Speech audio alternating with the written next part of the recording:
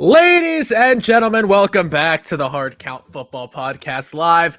My name is Jacob Charnow, leading the next generation of football fans live on the Hard Count Football YouTube channel and right here on Bucks Report as always.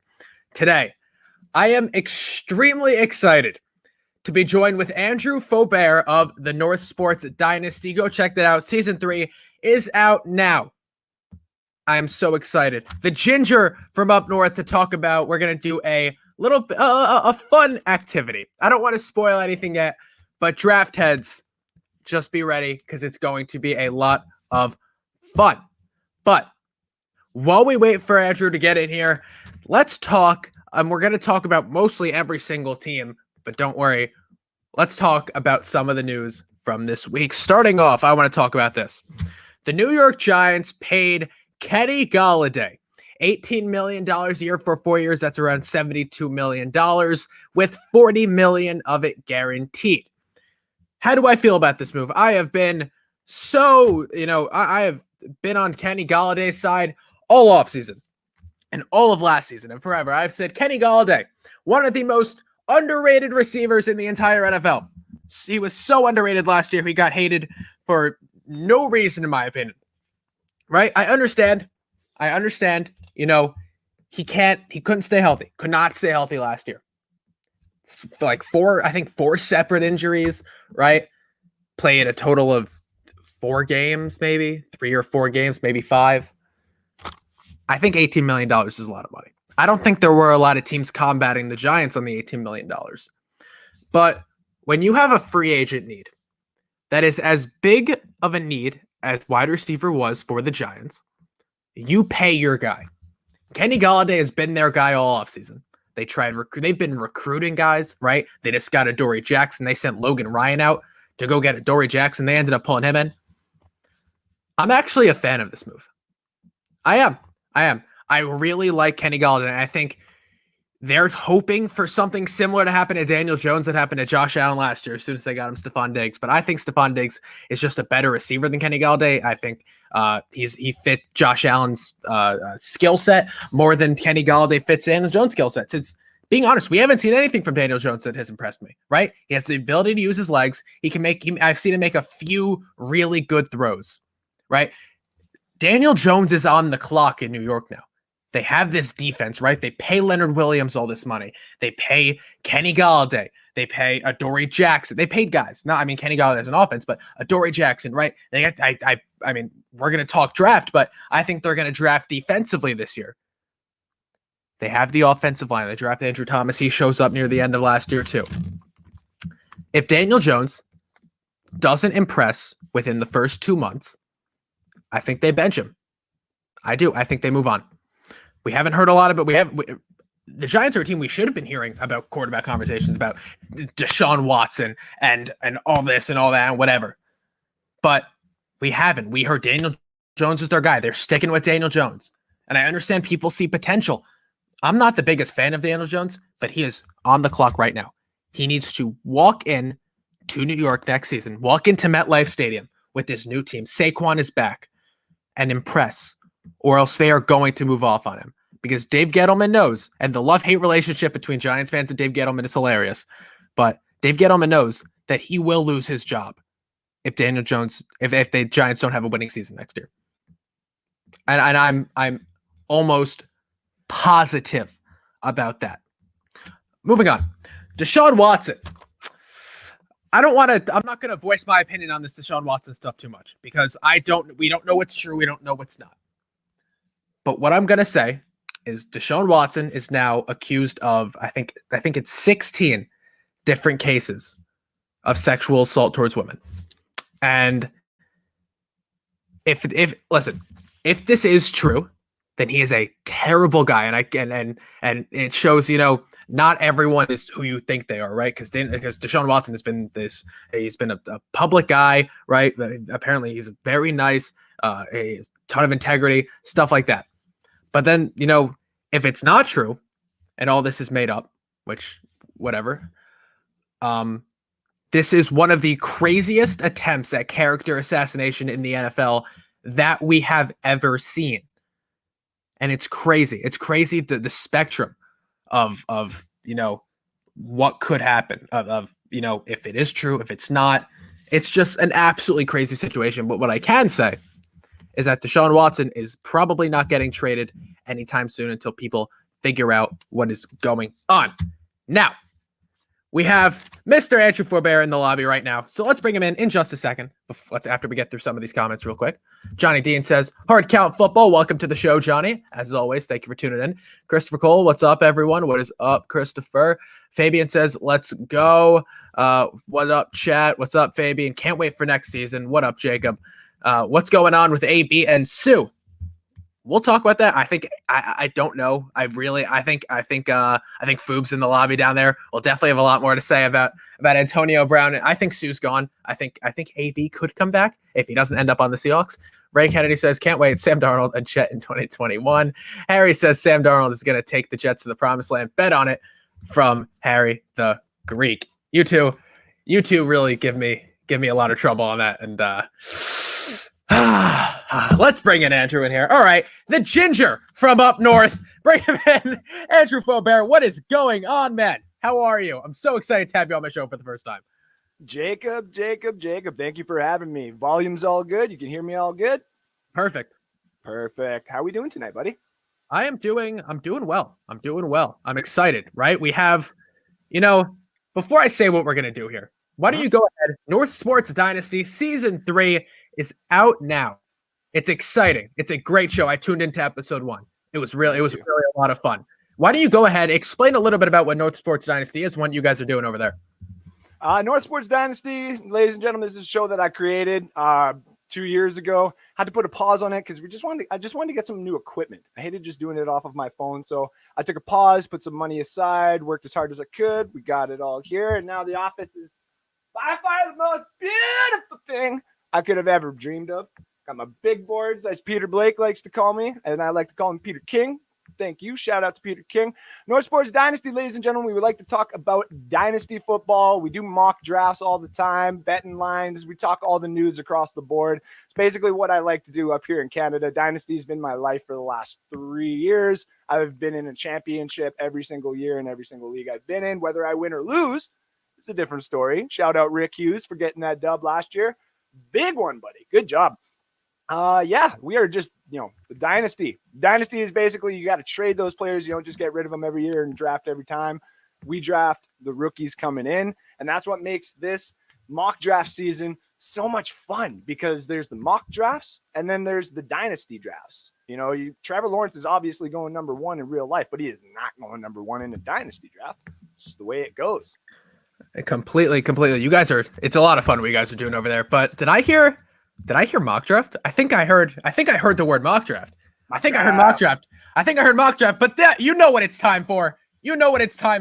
I did my mock draft. Andrew did his mock draft. It's time for the Hard Count Football North Sports Dynasty mock draft comparison 1.0. Guys, this is going to be a lot of fun. All right. I made some fun graphics for everyone here.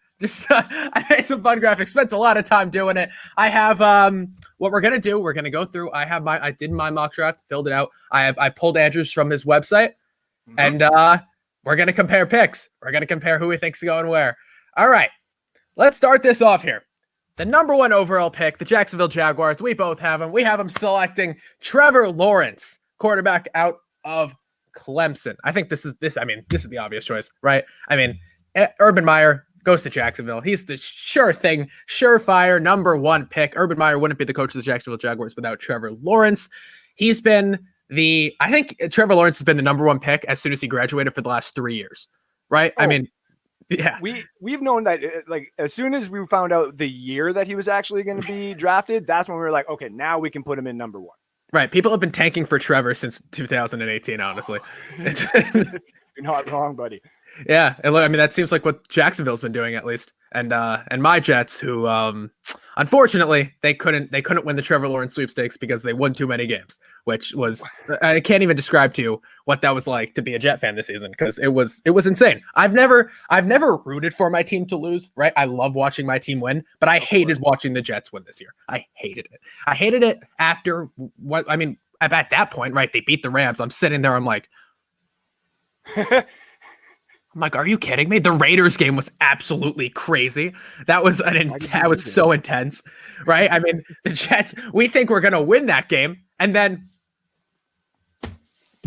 Henry Ruggs just burns Lamar Jackson. Oh God, oh my Lord. Finally does what he was drafted to do. Exactly. Oh my God. Are we gonna call him a bust yet, or is he just? Are we? I don't know. In relativeness to real life, maybe, but when it comes to dynasty, he might have some value.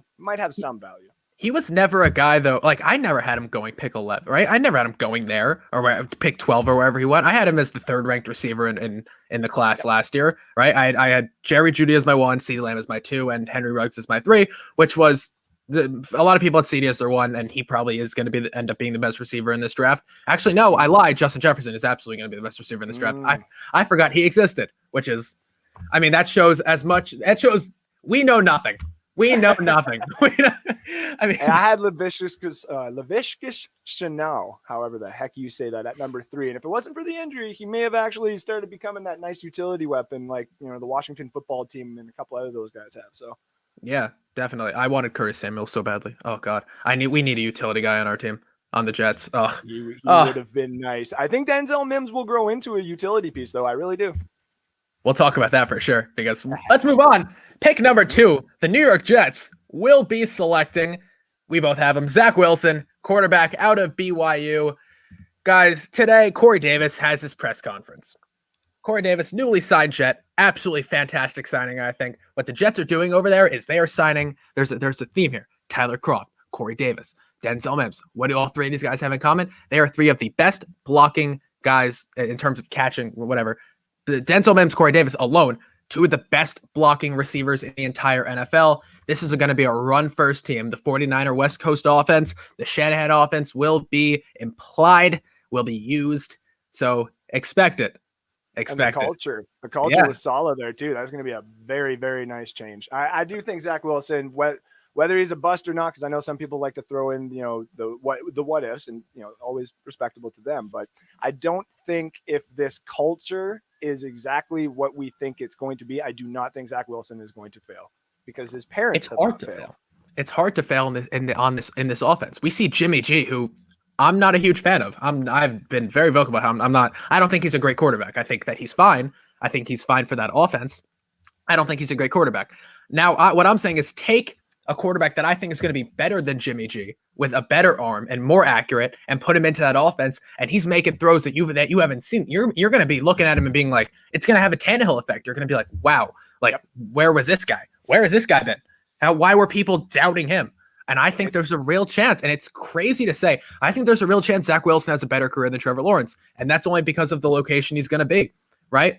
But it's going to be pressure. He's going to be pressured more so in the New York media than the Jacksonville media. So, it's a bold take, but you wouldn't possibly be far off from the truth if it actually ends up being like that. Trevor just might be able to bring the Jags out of the deep dwelling, muck that they've been in. Whereas Zach Wilson, I have said on the Bucs Report, Zach Wilson may be the next Patrick Mahomes, and he definitely could bring the Jets out of this slump. It's going to take a little bit. Just got to get some more pieces, but this definitely can happen.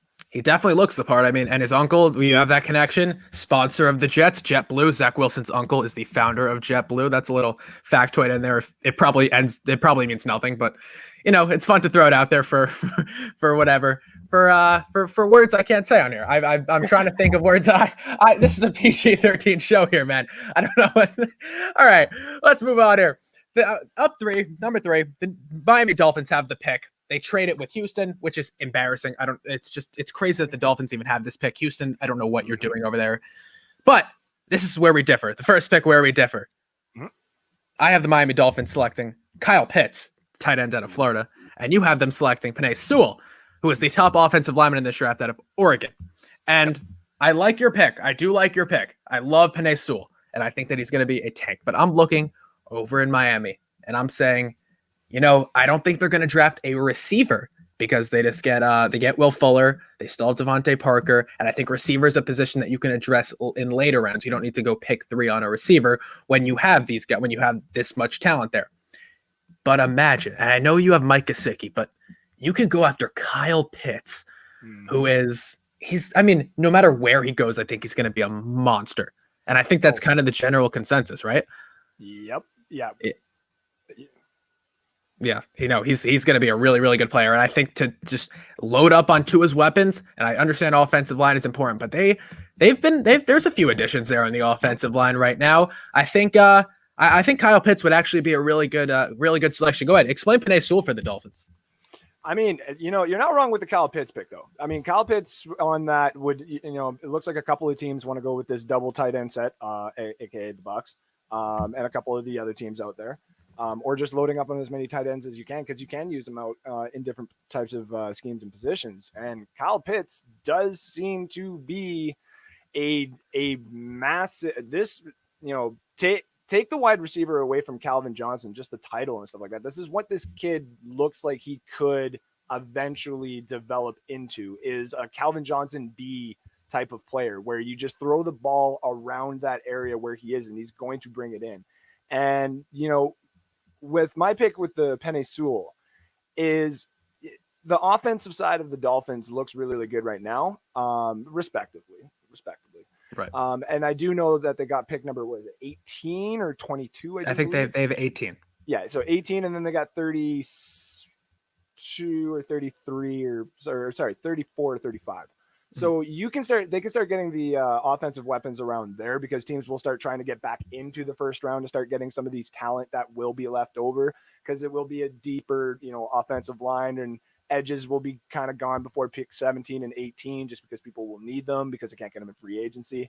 So I think the Dolphins, because they want to keep Tua, I think the only reason why we even had this conversation of, they don't want Tua here in house and stuff like that, it is Deshaun Watson. I mean, if Deshaun Watson put the Buccaneers on his list to be traded and Tom Brady wasn't there, I think the Buccaneers would have tried to do everything to bring Deshaun Watson there, of course. And anybody really would, if you had any question marks. But, teams like the Bucs, teams like the Chiefs, even the Baltimore Ravens and stuff like that, they don't have no question marks there. I think with the Dolphins, you just start shoring up this protection around Tua, and especially with this Isaiah Wilson thing that happened, or whatever his name is. That was what a weird pick. The Titans, first of all, don't know how to draft, and I don't know why they know how to draft. That's like, people always say Belichick doesn't know how to draft. No one in the Titans front office knows how to draft anybody. It's insane.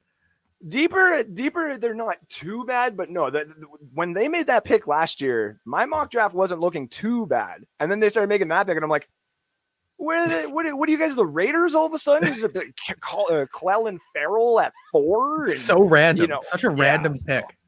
I have the Raiders. We'll get to the Raiders, but I have them sticking with another super random pick here, because it's the Raiders. It's John Gruden. He likes his guys. His guys. But moving on, the Atlanta Falcons have pick number 4. I have them selecting Penei Sewell at 4, and you have them taking Trey Lance, which is a very, very interesting pick. And I think Sewell, the Falcons, they lost a ton of offensive linemen. I would have them taking a quarterback here, but I don't think that they're ready to. I don't think they're moving off Matt Ryan so quickly yet. I really don't. And I think Trey Lance, if they're going to draft a quarterback, Trey Lance seems like the guy, because, he showed up at his pro day. I watched his pro day. He looked really, really good. I've watched however much film I can watch on him, right? I mean, for that one season he played in at North Dakota State, he's going to be a solid player. But Penei Sewell, we just talked about it. He kind of feels like the sure thing, no doubt, absolute, no possibility of a bust here. He's just an absolute monster. He's a great offensive lineman. I think the Falcons could absolutely use that, and I think that if he's sitting there, I think that they end up taking him. What do you think? You're not wrong either. If the Falcons basically have done things in the offseason to just kind of keep what they have in house and see what they got. Arthur Smith and company is coming in. They would be like, listen, this team basically got to the Super Bowl. Before we start cutting everybody out of here and, making these contracts be expendable in a year, let's see what we kind of got in house. With my pick, if Penei was there, I do agree that they would probably pick that, and it'd just be a problem for Shaq Barrett and everybody else in that division for a couple of games. But being in mind, obviously, Penei being gone, I think all of a sudden the Falcons would take a look and be like, the Chiefs kept Patrick Mahomes technically on the bench, say for a year, let him have the last game of the season. Trey Lance, if you gave him a whole season and let Arthur Smith on the backside kind of, not different playbook, but, the other plays that he's not necessarily going to be able to use with Matt Ryan and this, that, and everything else, start building a little bit more weapons and a defense and stuff like that, then in a year you can keep Matt Ryan in, and then halfway through the season throw in your Trey Lance, because after that second year he becomes a little bit expendable. Trey Lance just seems like the more appropriate quarterback in this draft, that if you let him sit for a year or two, that's where you're going to get the best out of him. Yeah, doesn't it feel like the Falcons, though, like they're just settling a lot here? Because, I mean, Arthur Smith, I like him. I don't love him for this offense. I mean, he's a very run-heavy guy. Running? I mean, they bring in Mike Smith, but I don't know. I feel like you bring in a top-tier running back at that point if you're going to run that same offense. And I've said that before, too. If, running backs were actually still like a major draft stock like it was 3 or 4 years ago, like with Zeke and all those guys, Najee Harris would be a major look for them at number 4. You would just want Derrick Henry to help you, Mr. Matt Ryan, for the next 4 years? Done. If that happened, boom. Yeah, and I think the number one rule so far, by the way, of mock drafts is, so right now, no one's trading. Nobody is trading. It's way too complicated. No one's trading anything right now, because realistically, people are like, I think Mel Kiper did his first one with trades. You had everyone trading with everyone. It was crazy. It was a lot. Realistically, trades don't happen that much, right? Like not that much as we think. Most teams pick where they're supposed to pick. It's like around there, especially in the top 5. You don't see a lot of picks within the top 5 ever. Like that's why I think the Falcons will stick with their pick. But if they do trade, this would be the team in the top 5 to trade down if they're going to, because if their guy's gone in the top 3, you trade down, then you can get a guy. You can still get your guy in terms of need at 11 or 12 or 13 or 14. Who needs a quarterback? You come get your quarterback. Yeah, honestly, I think people are talking about the Jets trading down. I think that the Falcons will get more for the number 4 pick than the Jets would for number 2. Because you can get, there's going to be people panicking on draft night when there's however many quarterbacks taken, and the guys, teams like Washington, are going to need a quarterback, and they're not going to know what to do with it, and they don't know what to do. But that's a whole nother conversation for another time. We'll have you back on the show soon. For then, let's move on. We have 32 picks to get through in an hour, so let's get through it. Cincinnati Bengals at number 5. We agree here. They're taking Jamar Chase. Penei Sewell's gone. Penei Sewell's gone in the top 5. They can't get their ideal offensive lineman. You go with Jamar Chase. I mean, just because he took last year off doesn't make him not the best receiver in this draft anymore. He does things that I haven't seen a receiver do in quite some time, and he's an absolute monster. And to reconnect with Joe Burrow, it's amazing. It's a really good move there. What do you think? That's basically all I was going to say on that is if you go and look at the last year of his highlight film, the quarterback that's currently throwing him the ball in that highlight film is the current quarterback of the team that would be picking him right here. And man, that offense would look amazing with him in it. And I can already hear these draft heads. They're yelling at me, Rashawn Slater. They're going to pick him. You know what? I've had him there. The Bengals brought in so many offensive linemen. I don't know if you've seen their free agency. They brought in so many guys that I don't think they're going to waste the number 5 pick on some offensive lineman that isn't Penei Sewell. If he's sitting there, they'll take him. But if he's not, if he's sitting there, they'll take him. But neither of us think he will be. So at number 6, the Philadelphia Eagles, interesting pick. We both have them. We both have them taking a wide receiver out of Alabama. However, we have them taking different receivers. I have them taking Jalen Waddle. You have them taking DeVonta Smith, the Heisman winner. I would say DeVonta Smith. In my first mock draft I said DeVonta Smith because, I mean, Heisman winner, the Eagles, Howie Roseman's like, we need to get the name in there, the Heisman, make fans happy, whatever, because they're calling for his head. But I think they're also, what he could be saying is, who resembles prime Eagles when these Eagles fans are happy the most? And that would be Deshaun Jackson. And Deshaun Jackson is really, really fast. And and Jalen Waddle is also very, very fast. And I think for Jalen Hurts, probably realistically DeVonta Smith is a better fit. But I think Jalen Waddle, a lot of people have him ranked higher, and this is the Eagles. And if we're looking back in the year and DeVonta Smith is the best receiver in this draft, it would be quite laughable if they missed on the receiver before him again. Because of course they would, because this is the Eagles, and Eagles fans hate everyone, and the Eagles hate their team. But anyway, moving on. The Detroit Lions at number 7. Jared Goff is the quarterback. Dan Campbell comes in. He is biting people's kneecaps off. Kneecaps. biting kneecaps off. For what reason? I don't know. What a weird saying. But I have them taking Devontae Smith in the next pick, and you have them taking Micah Parsons. I don't know. I still don't know. I don't know how to pronounce a lot of things here. I really don't. Probably Micah Parsons. That's what I've heard, but no one knows how to pronounce things anymore. So Devontae Smith, they lose Kenny Galladay. You lose Marvin Jones. They have no receivers on this team. Literally, TJ Hawkinson I'm avoiding him. I love TJ Hawkinson. I'm avoiding him in all my fantasy leagues next year just because this offense is iffy. It is scary. I think Jared Goff is going to very quickly because he's not in that Sean McVay system anymore. He doesn't have that arm talent that's going to lead this team to any wins. So I do have them taking Devontae Smith to just get him some help, maybe get another big name receiver in there. Explain why you have them taking Micah Parsons. I think because with the amount of picks that they got coming up in the next 2 years, not saying that it's obviously tank mode in Detroit. My co-host is another big Lions fan. So if you want to get major information about the Lions, check us out. And he's got his own segment about the Lions there.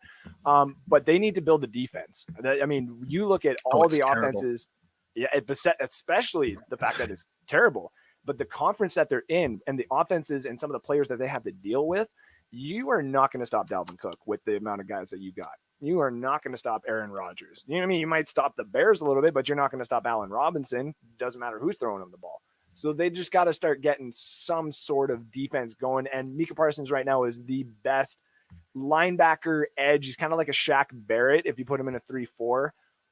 And I think, they need a leader. I think that's where they start.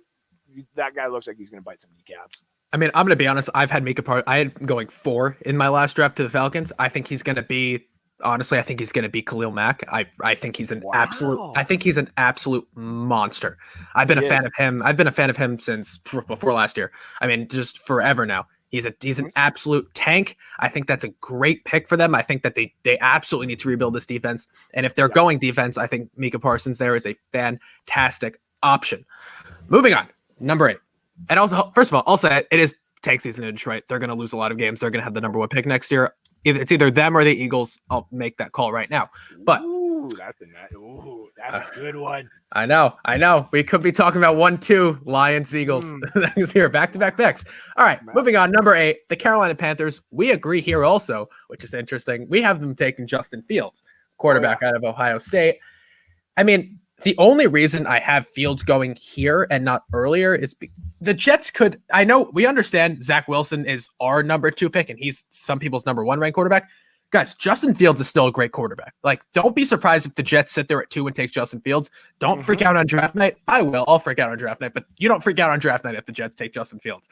You know why? Because I think that he does.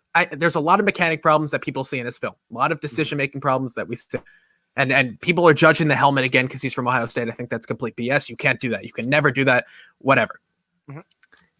Justin Fields feels like a guy who, more than Trey Lance, in my opinion, needs to sit behind someone for a year. I think that he has the potential to be great after he sits behind someone. I think Trey Lance can be good. I think he can be above average. I think Justin Fields can be great after sitting behind someone similar for 1 year. That someone is absolutely Teddy Bridgewater. What a fantastic guy to sit behind if you're Justin Fields in that offense and learn from. Because Justin Fields has a lot of arm talent. And I think Teddy Bridgewater's his probably closest pro comparison, in my opinion. Would you agree with that? Yeah.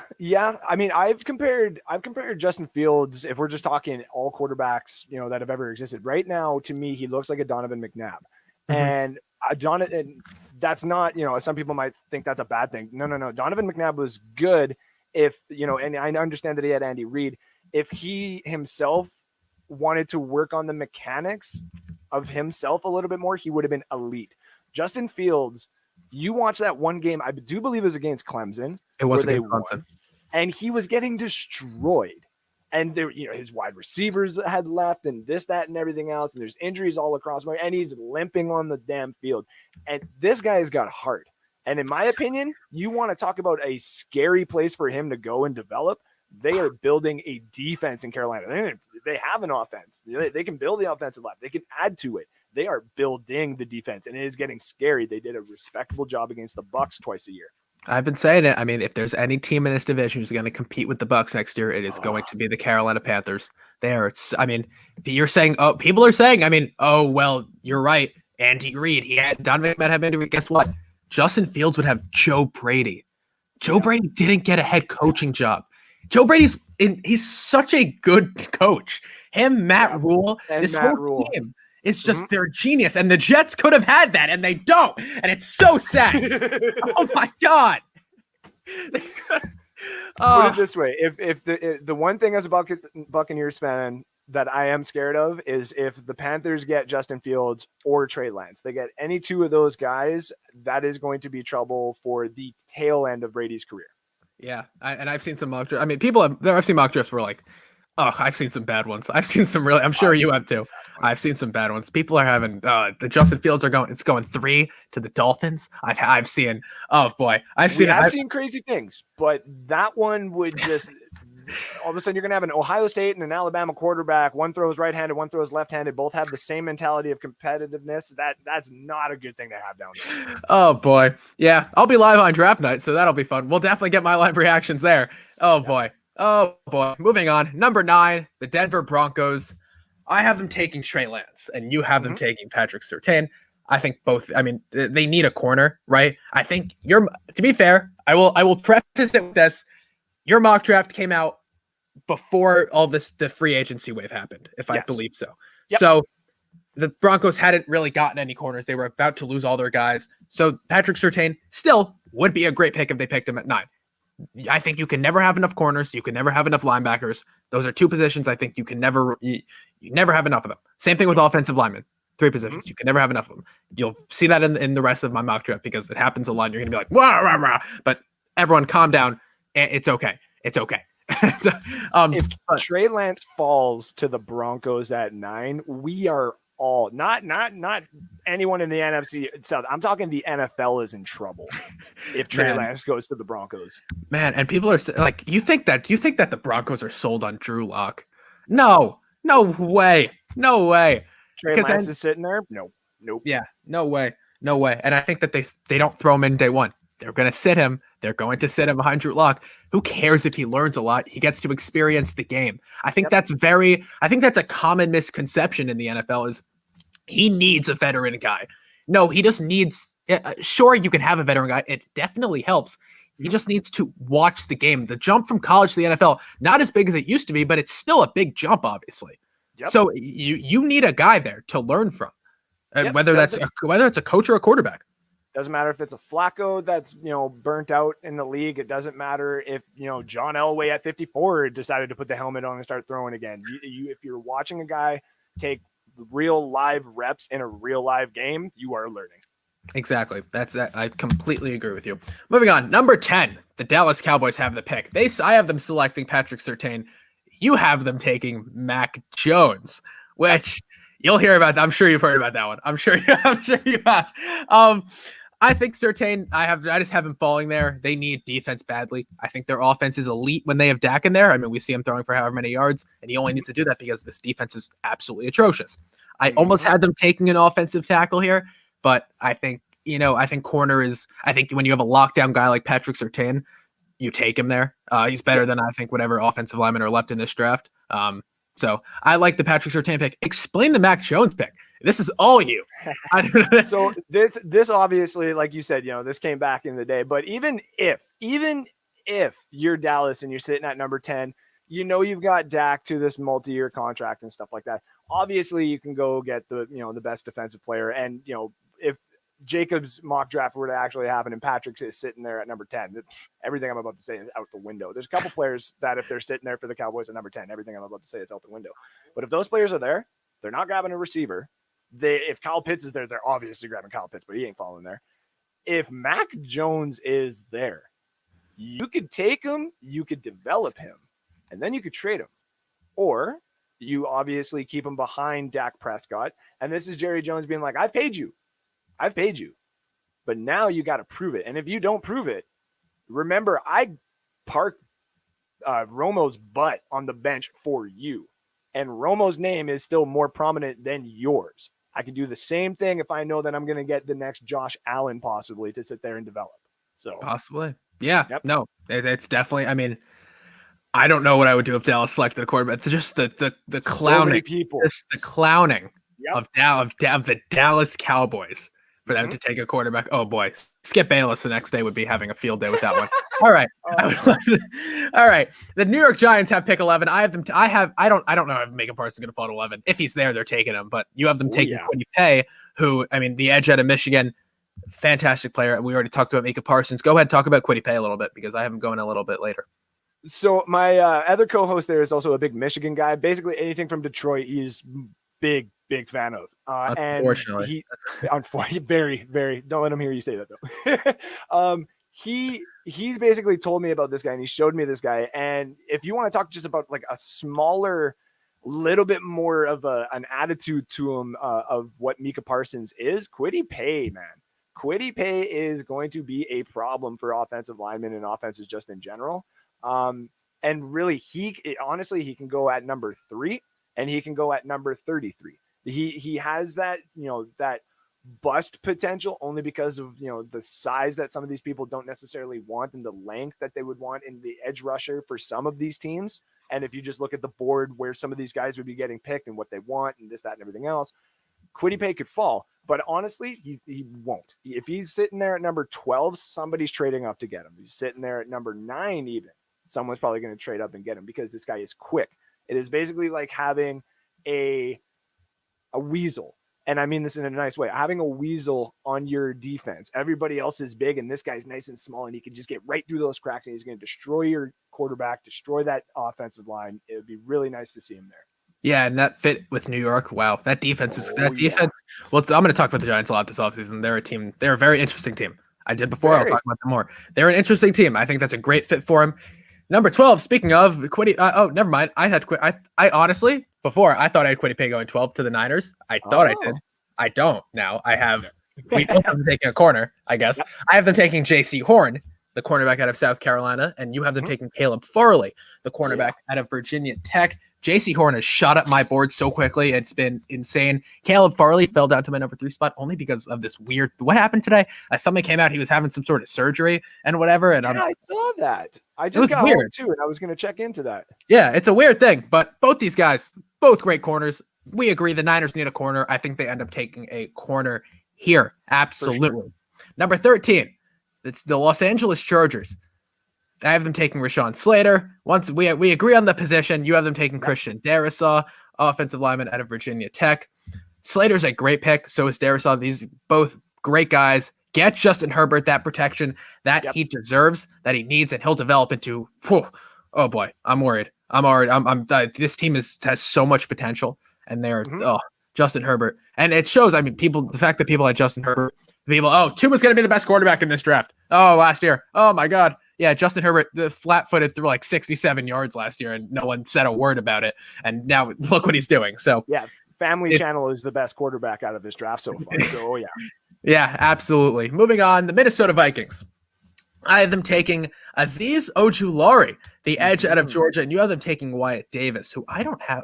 No spoilers, but I don't even have Wyatt Davis going in the first round, which is surprising because I love Wyatt Davis, and I for months I had the Jets taking him at 23, but I think that they could absolutely go interior offensive line. I think either him or Elijah Vera Tucker are the options here. Both great offensive linemen. And but Azeez Ojulari, he also was a guy who shot up my board quickly. The edge out of Georgia. He's not as highly ranked on most people's boards as I have him on mine, but he's a really, really good player. He has, all the intangibles of a really good edge rusher, and he kind of feels positionless as well. Like similar to Micah Parsons and Kwity Paye, they feel positionless, right? You could put him anywhere on that defensive line and or anywhere on and they'll produce, right? Yeah. He's fast and he's quick as well. He can do a lot. They're not Isaiah Simmons, where he's basically built to be anything on the defensive side, but these guys are built to be on the line to the linebacker position all the way through. And I think the problem with Isaiah Simmons is that he can play anywhere, and I think they don't know what to do with him. And he can't do anything he can't do anything great. He can do a lot of things good, and that's not something that you can really have in the NFL, right? No, and to be honest, if this is going to sound so weird, but Cliff Kingsbury air raid system that he brought in and that people are kind of copying and stuff like that, if you can find a defensive minded coach that's willing to take a chance and find some of these positionless players. You put them in like a Devin White and Levante David situation, but instead of how close they are to the line, you let them sit back a little bit so they can sit there in some coverages. They can actually cover some of these tight ends like a Travis Kelce and stuff like that. But you have to build a whole new build a whole new defense in order to incorporate having multiple of those guys. Because an Isaiah Simmons right now is the only defense that he would be able to actually flourish in right now is probably like Seattle's or your old one. But your old defense is now gone and stuff like that. And the Seahawks used Jamal Adams as best as they could, and he's doing really, really well. It's just not being shown as much because he's obviously kept quiet and he's on a winning team. No offense. Yeah, no, I get it. I hate Jamal Adams, but it's fine. We don't need to talk. We don't talk about him on this show. Like we don't. We just cut it. We'll cut this. James too. We'll cut this in post here. All right, all right. Pick number 15, the most talked about team this offseason, in my opinion, the New England Patriots. I have them taking Jeremiah Owusu Koramoah, linebacker out of Notre Dame. And don't be fooled, just because he has a crazy name, I'm going to call him the Joker already because his initials are JOK, and that's going to be a nickname, and I'm going to trademark that. So NFL, pay me now, the Joker. I'm saying it right there. There we go. You like that? You like that? And you have them taking Jalen Waddle, falling to 15. This was before they signed Nelson Aguilar. I think Jalen Waddle would still be a great pick if he was there, because I am not a big believer in paying Nelson Aguilar $13 million a year. Anyway, Jalen Waddle, really fast guy. I don't know if he's going to be able to exemplify what he can do with Cam Newton at quarterback, and that's kind of something I'm worried about with drafting Waddle over guys like Devontae Smith or whatever, right? Yeah, if we're looking at the way that everything has gone now in free agency, like, I mean, if Jalen Waddle did fall there, they would still probably just draft him just for the fact that Bill Belichick would be like, I didn't screw that one up now, did I? Yeah, so, right, right. But I think in honest reality, Jalen Waddle won't be there. Someone like Devontae Smith, if he is there, they probably would consider that now more so because they could use him in multiple scheme fronts and stuff like that. But no, I think right now you're probably looking at Kamara there as probably one of the better picks that the Pats could be doing here. Yeah, and I mean, like I said, you can never have enough linebackers. I understand they have Kyle Van Noy back, but you can never have enough linebackers, especially since, Carbo is getting overshadowed by Micah Parsons. But in terms of pure linebackers, I think Carmo is a better pure linebacker than Micah Parsons is. Micah Parsons can do more. He can rush the passer better, but I think Carmo is a great linebacker in terms of coverage and everything. And then he'd be what the Patriots need on defense to load up this defense even more than they already did. Yeah. Sure. Oh boy. Moving on. The Arizona Cardinals. This is an interesting pick that here's the only pick that I'm going to say there is no way that this guy's sitting here for you at 16. And right? I had him going 15 in my last one. People got mad. People got really mad. And you have them taking Kyle Pitts. Listen, if they got him, oh boy. But oh my God.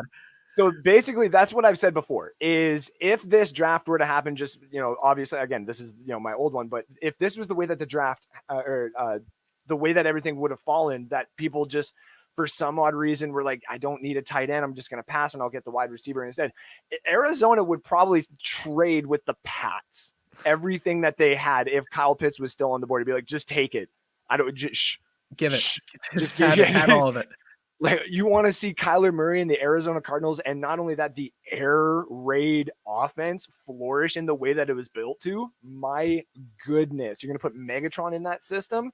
Oh, if the Arizona Cardinals could become a team that would literally package something together to get into the top 5 now and get a Kyle Pitts, that is not fun for any defense to play against, guys. And you need to in that NFC West, just getting more and more competitive. And I think the Cardinals have added a lot of locker room changers, a lot of culture changes. They haven't added a lot of talent. I hate to say that, right? AJ Green, I know he's old. JJ Watt is, I as much as I hate to say it, he's not a 3-down edge rusher like he used to be. You're getting Chandler Jones back. They added to things they were already good at, right? They just added to receiver. They added to edge rusher. Those are like their 2 best positions. I do not understand why you would do that, but it is what it is at this point. But if Kyle Pitts is sitting there, you take Kyle Pitts. Take Kyle Pitts. Yeah, absolutely. 100%. I haven't taken Caleb Farley just because I am falling to 16. You lose to Patrick Peterson. Fill that role with a younger guy. Help fill that role, whatever. Don't create a bigger hole there than you already have, because they certainly were not great at corner last season. And you don't want to dig a deeper hole for yourself there. Nope. Now we have the Raiders.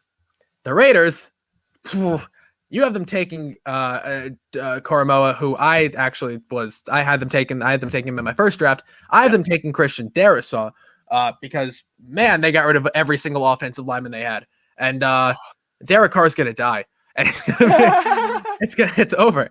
It's over for Derek Carr. Him and Mariota, and I just cannot. And I feel bad for them. And that picture of that picture of why Russell Wilson would want to play in Seattle. It's Derek Carr with he has probably 5 to 10 yards of space in between him and the offensive lineman. And he has all the time in the world to throw. He's not going to have that. You get rid of Gabe Jackson. You get rid of Trent Brown, I think was on the team last year. You get rid of Rodney Hudson. Those are 3 starting offensive linemen you just dropped. You just got rid of. What are you doing? The Chiefs did the same thing, and I'm sitting there did you all forget that Joey Bosa's in your division?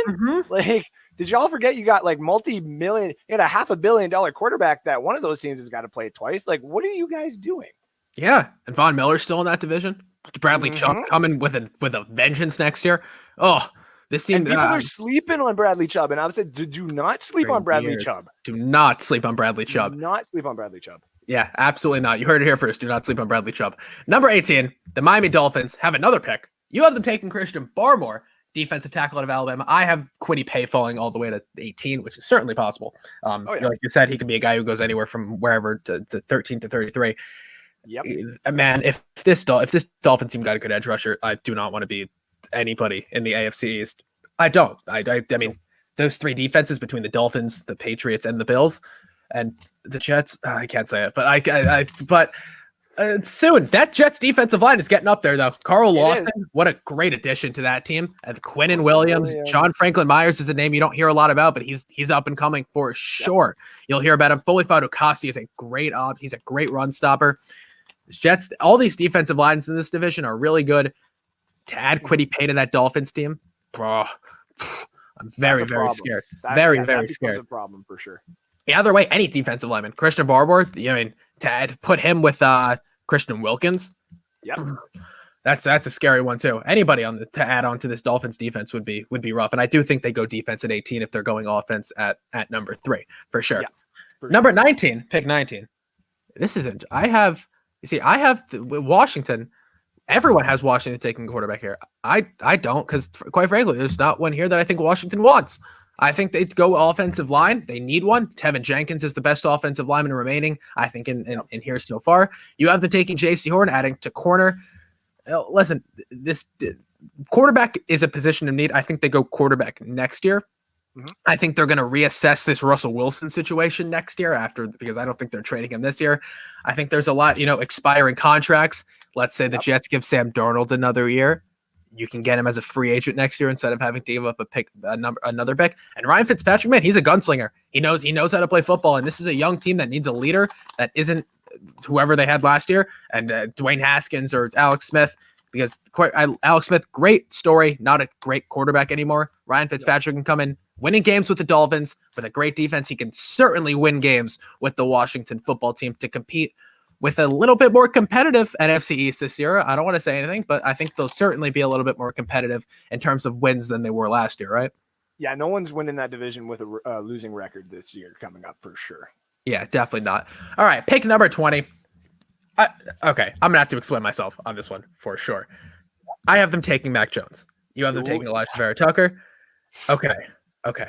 Mac Jones. Andy Dalton. You sign Andy Dalton. You're the Chicago Bears. You're Ryan Pace. You get rid of Mitch Trubisky, which I already was not a fan of making that move. No. Right? You bring in you're monitoring the Russell Wilson situation. You're willing to give up the boat for Russell Wilson. They say no, thank you. They say we do not want you. We do not want to give up Russell Wilson to you because, quite frankly, if Seattle trades Russell Wilson to the Bears for what they were getting, guess what? The Seahawks become the Bears and the Bears become the Seahawks. There's not you just really flip teams, and nobody wants that because the Seahawks don't want to be the Bears. Mac Jones, I understand you sign Andy Dalton. It's like you set on Andy Dalton. Andy Dalton goes in his press conference. He says, well, they told me I was the starter. They told me I was the starter. That was what drove me here. Okay. Then I bring you back to 2017 with the same management where a young man named Mike Lennon comes into Chicago. They pay him some money, a lot of money. and they say he's going to be the starter. And then what you do is you trade up for Mitch Trubisky. There have been 4 quarterbacks under the Ryan Pace regime. Mhm. It has been Mike Lennon, Mitch Trubisky, Nick Foles, and a 4th one. There's been a 4th one. Guess what? He missed on all 4 of them. There hasn't been a good quarterback in Chicago in a while. Nope. And They really haven't had one. They lie. They told Mike Lennon he was going to be the starter. Then they draft Mitch Trubisky. Guess what? You tell Andy Dalton he's going to be the starter. You draft Mac Jones. Mac Jones can learn from Andy Dalton. Okay? If he's sitting there, you take him. Because guess what? Oh, for sure. If Andy Dalton doesn't pan out, guess what? Ryan Pace is losing his job next year. You're done. Matt Nagy, it sucks he's going to get fired over this because I think Matt Nagy's a great coach and they really haven't given him the tools to be a great coach, and he's going to go somewhere and be fantastic. I promise you, he's going to be a guy after he gets fired, head coach opening next, he's going to get that job. He will absolutely get a job in the next coaching rotation if he gets fired after this year. And it's for sure.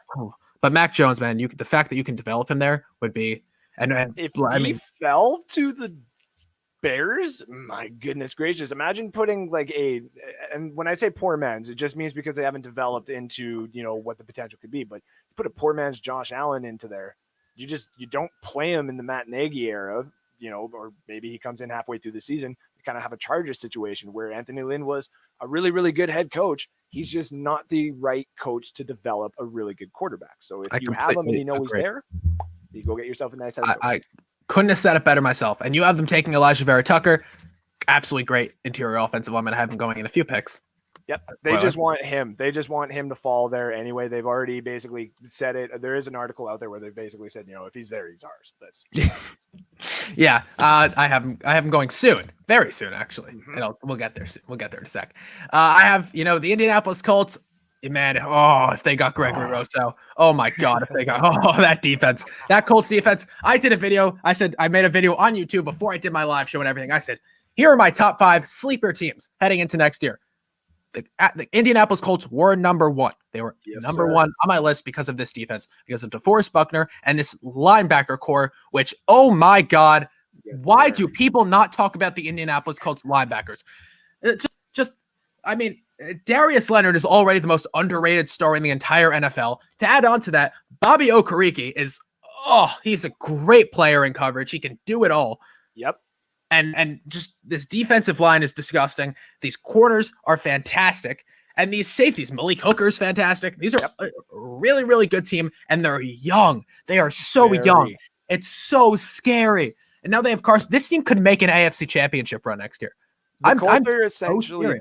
The Colts are essentially just the Buccaneers in a different color, guys. They are a young team that is literally just a quarterback and maybe another piece away and a little culture change from being ready to go over the top. Man, what a great this team is insane. This team is the Tennessee Titans are up, guys. So they're gonna whiff here. Let's just see who we have them whiffing on. All right, you have Jalen Phillips. Like I said, this came out before free agency, before Bud Dupree. Bud Dupree signs with the Titans for way too much money. And, Jalen Phillips is an absolutely great player. And I think that I really hope he doesn't go to Tennessee because, I wouldn't be. They could still take him. They could absolutely. You do need a pair of edge rushers. To have a good pair of edge rushers in this league is important. But, man, bro, I have them taking Greg Newsome, who he's a corner out of Northwestern that nobody knows. He is nasty. He's really good. Nasty guy. He talk about someone with all the intangibles. Oh, Greg Newsome, quick. He's big. Oh my God, he was going to be a safety, and then they're like, "No, try that corner." He's like, "Okay, now I'm a corner." he's like, "Okay, no, thank you." I don't have them taking. I don't have a safety going in the first round actually, and I see a lot of people too. Just the talent at safety is not as great as it was last year, right? There's no Xavier McKinney, no Jeff Gladney or whatever this year. But. Relax. They'll go early in the second. Trevon Moehrig is a really, really good player. My Jets are up again. I picked 23, of course. I have Elijah Vera Tucker going to my Jets. I think it's either him or Wyatt Davis if he's sitting there. I think they go guard. They got everywhere except for guard. And you have them taking Travis Etienne. And Johnny Dean in the chat's going to be thrilled with your pick because he has been very avid about how they're taking Travis Etienne at this pick. Man, I don't think Joe Douglas wants to spend a premium pick on a running back. I don't know, but this was also before I thought that I also thought the Jets were going to sign a running back. I also thought they were going to say, hey, there's so many. Philip Lindsay went to Houston for $3 million. We have all the cap space in the world. Let's bring him in. No, thank you. So it's there's a real possibility it's Etienne or Najee Harris, but man, and especially in a run first offense, they need offense. The offensive line or running back. It's one of those options. They're not going to go receiver. They quite frankly, they don't need to. They also have pick 34. They can go receiver there if they want. I think they could go running back, and you have a guy going in the first round who is a running back that I don't want anyone to know about because I want him falling to my team, and you have him going to your team, but we'll get to pick 32 very, very soon. At pick 24, we agree here. Pittsburgh taking Najee Harris if he's sitting there. Man, bro, Najee Harris. I hate the Steelers so much. I really hope they don't get Najee Harris. That I agree. We're moving on because I don't want to talk about the Steelers because if they get Najee Harris, I'll cry. The Jacksonville Jaguars are up again. Shaun Wade. This was an interesting one too. A lot of Ohio State guys that I know their names and I just don't have them going in the first round because I don't. Shaun Wade, did he not play last year or did he just have an awful year last year? I believe I don't want to be wrong on it, but I think he was the one that played. He did get burned a little bit by Waddle or Smith in the game there, or he was the one that sat. I just can't remember. But there was someone. For me, it's all about Urban Meyer starting to bring in some of the guys that know what he's about, and I know Shaun Wade and him kind of have this connection. So yeah, I have them going with Rashad Bateman. Man, what a receiver! I mean, these Minnesota receivers. I mean, you see with Tyler Johnson, who I love. Rashad Bateman, he's gonna go somewhere and be just a stud. And you get Trevor Lawrence a weapon, get him another guy, you get him a possible wide receiver one right out of the draft. Oh God, Jacksonville has a chance to be really good, but their owner is Shad Khan, and I don't trust the Khans to do anything well. I also agree with that. Ever. The Cleveland Browns are up at 26, which is not a thing that I thought I would ever hear, that they're this late in the draft, especially if you're looking at the last couple of years. We usually talk about the Browns drafting the top prospect. But guess what? I have them taking Greg Rousseau. I have him falling here. We both have them taking an edge. Joseph Osai. I had him going in the first round of my last draft. I don't have him going in the first round here. He's a great player too. A lot of good edge talent. A lot of good pass rush talent in this draft. If you miss on one of them's going to miss, one or two of them's obviously going to miss, but I think a lot of them are going to be really, really good. And just hope your team ends up with the good one because pairing any good edge rusher with Myles Garrett is going to be lethal. You're going to look really, really good when Myles Garrett's only getting 5 sacks and you're getting 19 and a half. Exactly. I mean, you're right. You're completely right. This is some studs here. Pair of studs. I have back-to-back Miami edge rushers going at 26 and 27. At 27, the Baltimore Ravens, I have them taking Jalen Phillips. You have them taking Rashad Bateman. Yep. They need that. You're right. I mean, I'm sure you go ahead and explain Rashad Bateman for the Ravens because the Ravens are in a situation where they absolutely need him. Well, see, me and you basically are thinking alike here, where it's once you get to the 20s area here, there's certain teams that have two different needs that they could easily hit on. So it's, with the Ravens, if you can't get an edge rusher, you grab a wide receiver. If you can't grab a wide receiver, you grab the edge rusher, right? Yep. And if you want to give Lamar Jackson a target and you want to make sure that this guy is respectively, not say small, but the proper size and not just a one-dimensional type of receiver. This guy can do everything. Put Bateman on that offense and just let it flourish. Yeah, fantasy players, look at me right now. Look at me. Look at me right here. Right here. We're gonna go full screen for me right now because fantasy players need to look at me. If Rashad Bateman can go to the Ravens, and he is drawing all the coverage because he will be drawing all the coverage from these AFC North defenders. I'm letting you know right now, draft Hollywood Brown. I understand you don't like him after last year. I didn't like him last year. I drafted him way too early. I was such a believer.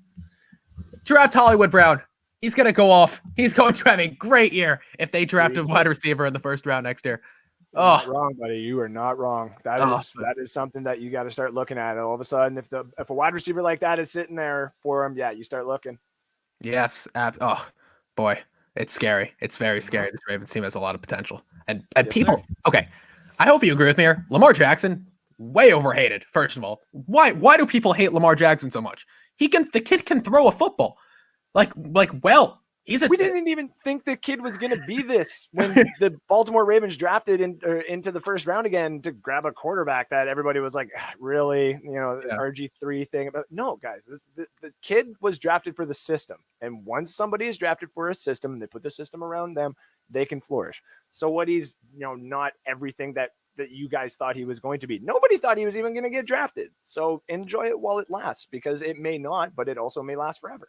And I think the funniest thing is that people are like, as much as people hate on Lamar Jackson, oh, he's not good, he can't throw. Guess what? He's no doubt in every single person's rankings a top 10 quarterback in the league. So how are you constantly hating on him so much? Like, it's just, it's the same people. It's hilarious to me. But anyway, moving on. I feel like at this point in the draft, it's kind of best player available for most teams, right? Basically, yeah. For these next few teams they made, big runs.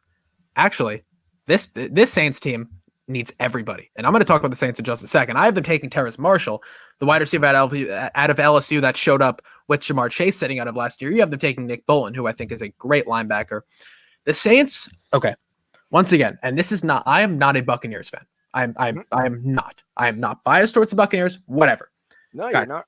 Guys, the Saints are not going to be a great football team next year. Oh. I'm letting you know. And I think that there is a lot, and people are saying, guess what? You didn't just lose Drew Brees when you lost Drew Brees. One, you lost his leadership. You lost everything that he did for that locker room. And you lose a bunch of free agents. You lose a bunch of free agents. And Jameis could be great with the Saints. Fantastic with the Saints. Guess what? This team lost so much on defense, on offense. Emmanuel Sanders was big for this team. Trey Hendrickson was big for this team. Rankins was big for this team. Lost all of them. You lose Quan Alexander, you lose all of them. Yep. Now there's holes. Now you have holes on this team, and now you're in cap debt, and you're way over the cap, whatever. You lose a lot, and now this team has to rebuild, and they have to get into the cap, and you're gonna have to cut a ton of players. And you need and the reason I have them taking a receiver is because you lose Emmanuel Sanders. You still need that second target for Jameis Winston. Michael Thomas is going to get shut down again if he can stay healthy next year. Guess what? Because he's going to draw triple teams because they have no other receivers. Who are you scared of? Traquan Smith? No. Who's scared of Traquan? They don't even have a tight end. Troutman, man. The Trout man for dynasty owners anyway. I'm a fond believer in the Trout man when it comes to fantasy football. But yeah. Absolutely. Absolutely. For sure. I need to get into Dynasty. I do. Me and my friends, I've tried telling them about it. They people don't listen. It's so complicated. You need to have people who are dedicated to it every single year. It's hard. I've yet to find my fantasy football league that focuses everybody, all 12 or whatever teams focus on it every single week. When people forget to set their lineups, it makes me more angry, even if it's against me. If you're playing against me, set your lineup. I don't want an easy win. I like the drive of it. I like watching games. Even if I get pissed off at Corey Davis scoring an 89-yard touchdown against me last year in the playoffs, and to cost me for me to lose by 50 plus in both of my playoffs last year in the first round after getting a first round bye and finishing undefeated in two of my leagues. I had to deal with the Kamara train on my championship. So did I. And the fact that I'm sitting at pick 5 and I got Kamara and no one listens. Everyone in my friend group, I'm like the football guy, whatever. People know about football, but I'm the football guy. People are looking at me. They're like, who is this Clyde Edwards-Helaire kid? What is up with him? I'm sitting at pick number 5 and they're like, we don't know if we should take him. I'm like, he sucks. Don't take him. I'm like, he's not. And he falls to me at 15 and I'm like, all right. I'm like, thank you. And kind of just, yeah. But and then, I had to deal with Kamara and Clyde Edwards-Helaire the entire season when I'm working with Terry McLaurin, who is an absolute monster, but as my wide receiver 1, and then Deontay Johnson and Hollywood Brown. And the Kittle stuff too. Oh, it was just rough. It was a rough season for me in terms of injuries and whatever. And Russell Wilson. Oh, it was an up and down train for me all year. Yeah, I was going to say, you sound like you had a bipolar team there. Rough. It was so rough. It was so rough. So stressful. Moving on. The Green Bay Packers are on the clock. I have them taking Christian Barmore, defensive tackle out of Alabama. You have them taking Jalen Mayfield, offensive lineman out of Michigan. Both these picks are great. Great picks. Christian Barmore, best defensive tackle in the draft. I don't know why I'm falling to 29. It's just how my things fell. I didn't find another team that really needed a defensive tackle as much as the Packers did. And in my last one, I had him going to the Bucks, and I just see him falling late. He could go early. He could go in the top 10 if he wanted to. Guess what? He could. He could. Another guy go anywhere 8 to 32, wherever he wants to fall. At him, you never know, right? Honestly, wherever he wants to fall, he can go. Exactly. Barmore is he's his guy. Explain Jalen Mayfield for the Packers. For me, it's just basically get some more protection around Aaron Rodgers. I mean, also at the same time too, I think Aaron Rodgers is done after next season. Whether they trade him or they let him go, or they figure out some kind of weird situation that is not what, say, the Houston Texans are doing. You could really put this beautiful offensive line behind Jordan Love, and you don't trade up to get a quarterback unless you are dedicated to at least using that quarterback. And I think if you give him the offensive line, he may not look good now or on tape right now, but he can be good playing in the cold and this, that, and everything else if you just give him the protection. Yes, absolutely. People hate on it. Like, if you're the Packers, how do you even like? Why are you trying to get rid of Aaron Rodgers? He wins MVP last year. He wins MVP last year after you draft a quarterback in the first round. And if that's not the biggest FU in NFL history, I don't know what is. Because that's wow. Right? There are 3 quarterbacks names when you think of the Green Bay Packers. There's 3. And in most franchises, they don't even have 3 quarterbacks that they can think of. Hey, Chicago Bears. Listen, I've read something that Tom Brady is the first ever Tampa Bay Buccaneer to sign a second contract with the team. I think that's something for quarterbacks, though. For right? quarterbacks. Wow. I think I saw something like that, and it was like Jameis, and then before that, I need to read something about. Yeah, because Jameis was technically just the 5th-year option. Freeman was gone afterwards. I don't think Doug Williams re-signed either. You might be right on that, buddy. Someone prove me wrong. Someone tell me if my Instagram feed is wrong, because I honestly think that's a very big possibility, which would be insane. It goes to the extent that the Bucks can, as soon as they win a Super Bowl. They won a Super Bowl, right? That's it. Who cares about their second contract or whatever? They win a Super Bowl. There you go. I actually have that shirt. I would have put it on, but it's not here. I promised everyone at Bucks Report that I would get that shirt if they won the Super Bowl, and they did. And they did. But moving on, the Buffalo Bills sitting at number 30. I have them taking Eric Stokes, another corner out of Georgia. And you have them taking Samuel Cosme, who I like too. I had him going earlier. Yes. Eric Stokes, another corner. He's just a corner. He's just a corner that can do it. He's just a good player. There's not a lot to say about him. He's like a guy. He's just there. He's just riding the train. Yep. I have not heard a lot about him.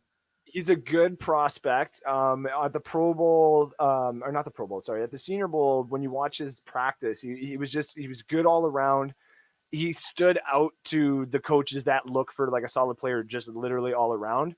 And he is going to be good wherever he falls. I've seen a lot of mock drafts where Greg Newsome goes to the Bills at number 30, and that honestly would be a perfect fit nowadays. But Eric Stokes, if you put Eric Stokes in a system like a defense that has been consistent for the last 3 years, he's a plug and play guy. If you have to rebuild the defense, he is going to be a culture guy. But this is a guy, just like you said, he is a guy. But if you use him willingly and you use him properly, he can be more than just a guy.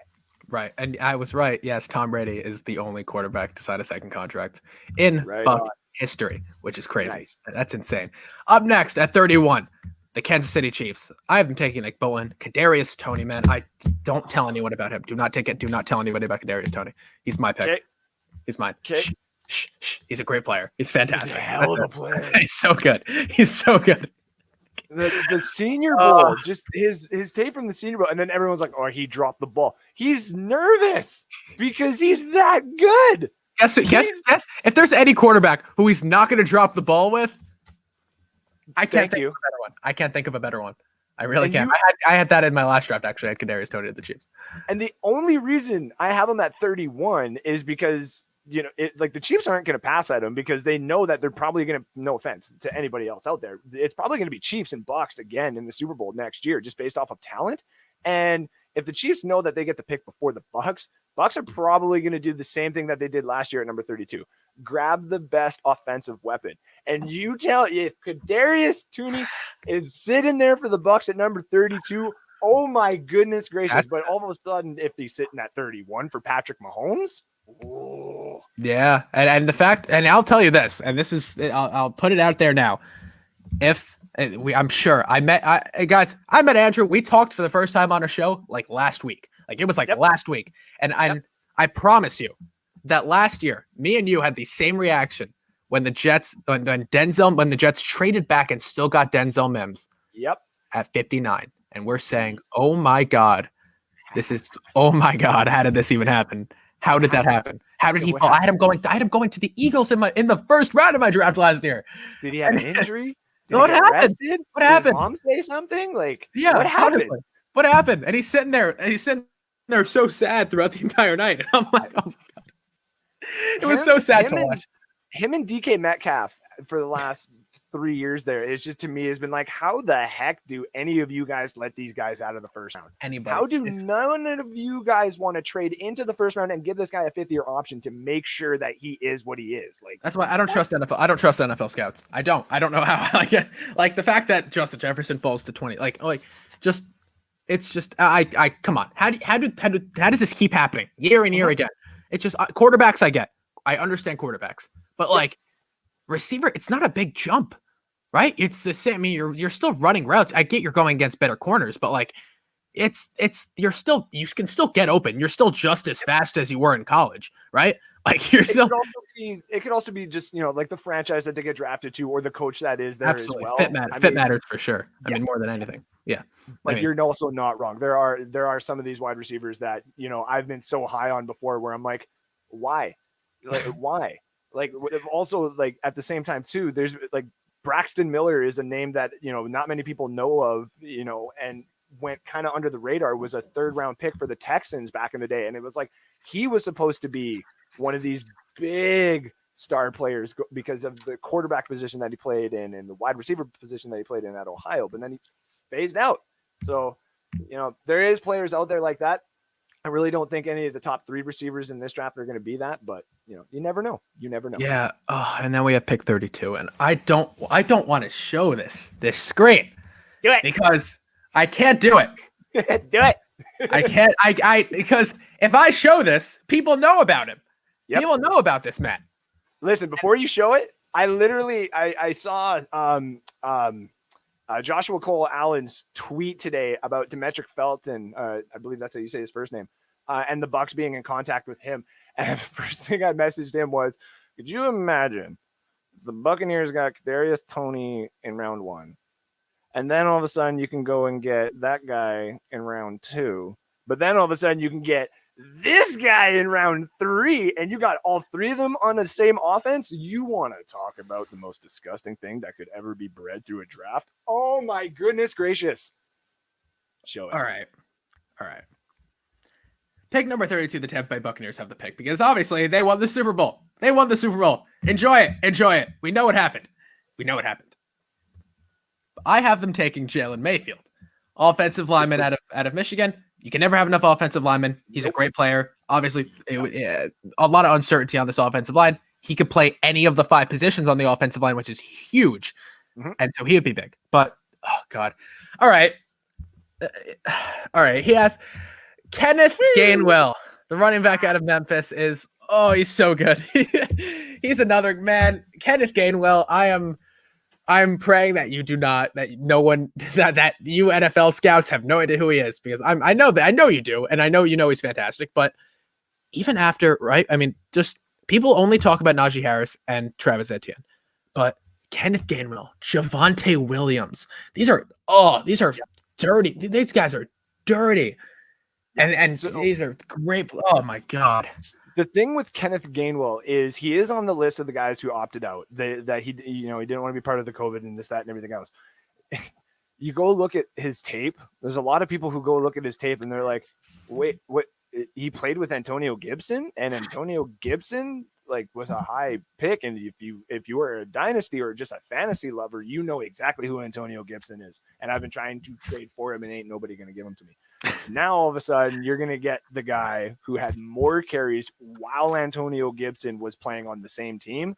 This kid looks like he could honestly, this is the multi-tool that everybody could be looking at. This is the running back, pass catching back that could literally, what I've said, I'm still sticking to it. I know that he may fall all the way to the third or fourth round at this point. I think he's probably going to be around mid-second now. But man, if Kenneth Gainwell gets it going, he is basically a Darren Sproles, but faster and a lot harder to take down, guys. This is going to be one of the better running backs. And I'm already on record stating it. I do think when all is said down the road, and this is a hard one to say, but I still am going to stick to it. I think that Kenneth Gainwell will be the best running back out of this draft, only if he is put obviously in the right system. But it's just because of what he can do. This it's a Christian McCaffrey type guy. This is, this is the dynasty owner's nightmare, because when it comes to the draft that's going to happen with these rookies, you do not know where he's going to fall. And if you're sitting there with a number 7 pick and you need somebody right now, but you can also put him on your taxi squad for a year and watch all the points start getting there and start rising and where he's eventually going to go. This guy is going to be amazing. I love Kenneth Gainwell. Kenny Gainwell, I believe, is what they're starting to call him now. This guy is going to gain well for your team going forward. Him, number 32. There you go. Bucks. There you go. That's all 32 picks in our mock draft. Guess what? I'm letting you know right now. I bet you half of them are more than that. 28 of our picks are going to be wrong.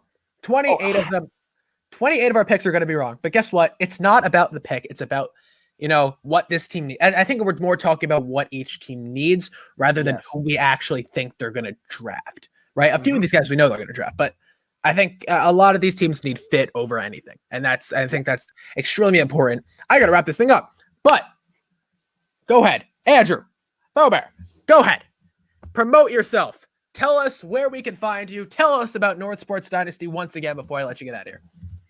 So North Sports Dynasty, ladies and gentlemen, Canadian content. You see all the hockey stuff behind me. I love my Datsuk. But you can check me out, North Sports Dynasty, on Twitter, on Facebook, on YouTube. You can check me out all across social medias. Twitter is @_Faubert. Facebook is the same name, all that kind of stuff.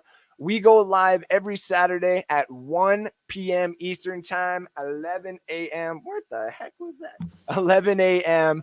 Mountain Time, ladies and gentlemen. I'm really happy to be on here. Tell your boss I apologize for taking up all your airtime. This has been a lot of fun. And, dude, the graphics and everything, the work that you just put into this episode, props to you, man. It was awesome. Thank you, man. This was a fun one for sure. This was absolutely awesome. This was a fun one. Let's do it again. Let's closer to the draft. We got a month-ish till the draft. There will be a pre-draft show. I'm letting you know there will be a pre-draft show. So you'll be there, because we don't, we have a lot of guys here. Everyone here knows the NFL. Everyone here at Bucks Report, they know everyone in the NFL. We have a lot of guys that are specific to the draft. A lot of guys know a lot about the draft. You are absolutely one of them. Next time, dude, let's get the other guy in here too. Let's get the Lions fan in here. Let's talk some Lions, right? Let's get the whole squad in here. We'll get it going. But Andrew, I appreciate you joining me, man. I'll talk to you soon. Peace, anytime, buddy. Thank you again. Have yourself a good one, and I'll see you soon. Of course. See you, man. You too.